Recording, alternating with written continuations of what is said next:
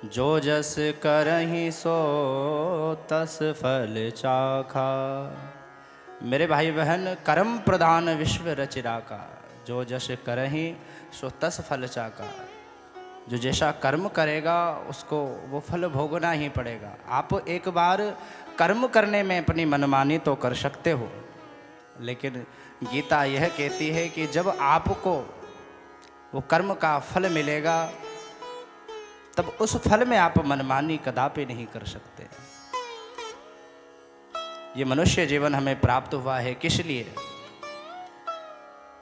सज्जनों, पुनरपि जननम पुनरपि मरणम पुनरपि जननी जठरे शयनम।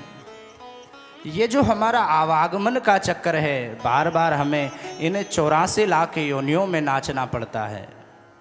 इस आवागमन के चक्कर को ख़त्म करने के लिए, इस आवागमन के चक्कर को ही मिटाने के लिए भजन किया जा सकता है। इसी को मिटाने के लिए भजन किया जाता है, क्योंकि मन ही है जो मनुष्य के मोक्ष का कारण बनता है। मन ही है जो मनुष्य के नरक का कारण बनता है। मेरे भाई बहन, अगर इस मन को आप अच्छे कर्मों में, सद्कर्मों में, भगवत भक्ति में, गोविंद के चरणार बिंदों में इस मन की डोरी को एक बार जोड़ दोगे ना,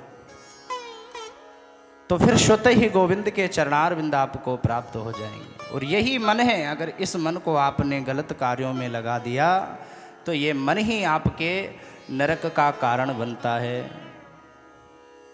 भगवान ये कहते हैं कि मुझे कैसा व्यक्ति पसंद है। भगवान को यह नहीं चाहिए कि जब सबसे ज़्यादा पढ़ा हुआ व्यक्ति भगवान को अच्छा लगता है। जो जाति से सर्वोत्तम हो भगवान को वह अच्छा लगता है।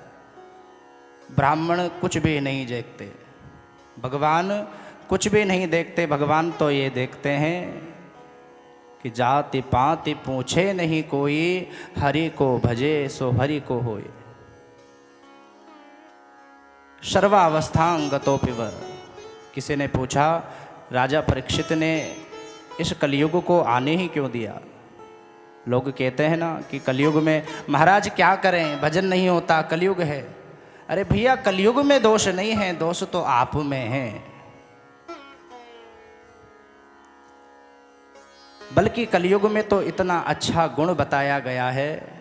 देखो, जो सद्पुरुष होते हैं, महात्मा लोग होते हैं, उत्तम पुरुष, सर्वश्रेष्ठ पुरुष जो होते हैं ना, वो किसी में कभी भी अवगुण नहीं देखते।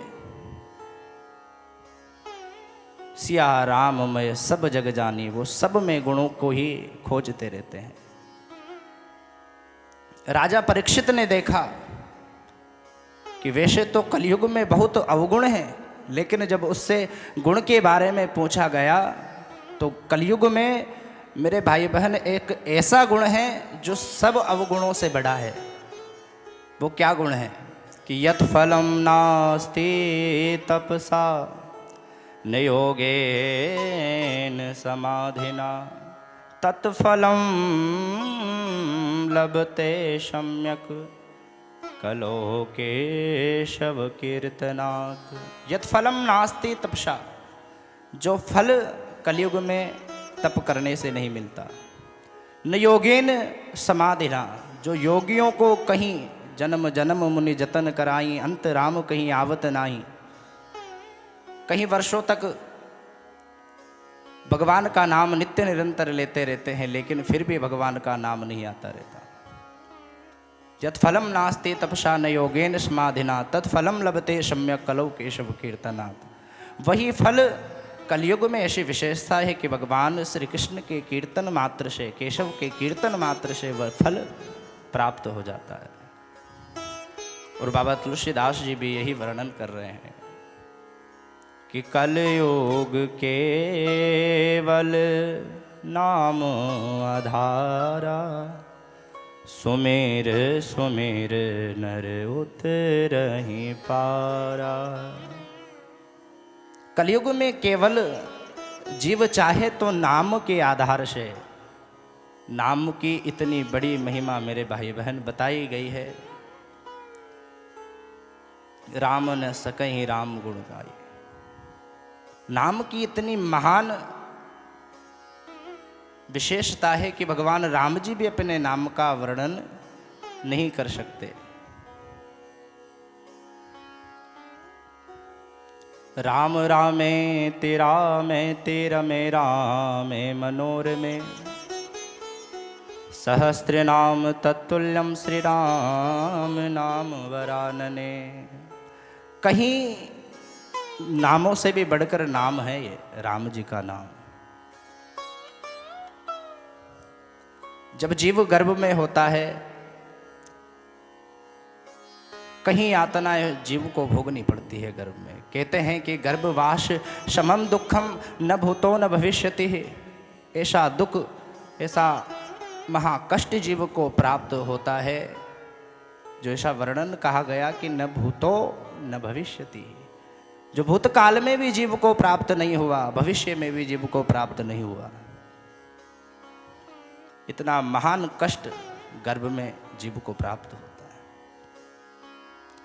उस कष्ट से दुखी होकर जीव भगवान से प्रार्थना करता है कि प्रभु अब तो मुझे इस नरक से निकाल दीजिए, मैं बाहर आकर आपका बहुत भजन करूंगा, नित्य निरंतर सोते जागते उठते चलते फिरते मैं आपका ही भजन करूंगा। लेकिन कि प्रेम का वादा किया भगवन से, प्रेम किया तन मन और धन से। जब गर्भ में माता तीखा खाती है, कोई मिर्च खा लेती है, तो उसका कष्ट भी जीव को, गर्भस्थ जीव को प्राप्त होता है। कई प्रकार की यातनाएं जीव को मिलती हैं। वहां तो प्रभु से प्रार्थना करता है कि प्रभु इस बार कोई गलती नहीं करूंगा। लेकिन जैसे ही गर्भ के बाहर जीव आ जाता है, सो महाराज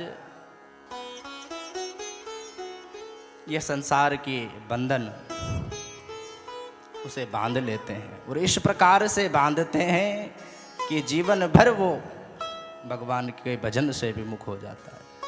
हाँ, यदि कोई सत्पुरुष, यदि कोई महात्मा, यदि कोई संत उसे जीवन में मिल जाए तो वो भजन कर सकता है। लेकिन महाराज सांसारिक प्रबंधों से, सांसारिक बंधनों से इतना बंध जाता है कि वो फिर निकल नहीं पाता। जिस प्रकार बाबा तुलसीदास जी इसी प्रसंग को रामायण में वर्णन करते हैं कि भूमि परत बहा डाबर पानी, जिम जीव ही माया लिपटानी। जिस प्रकार से बरसात का जल पृथ्वी पर गिरता है और मिट्टी उस जल को लपेट लेती है, दूषित कर देती है, गंदा कर देती है, उसी प्रकार ये जीव है।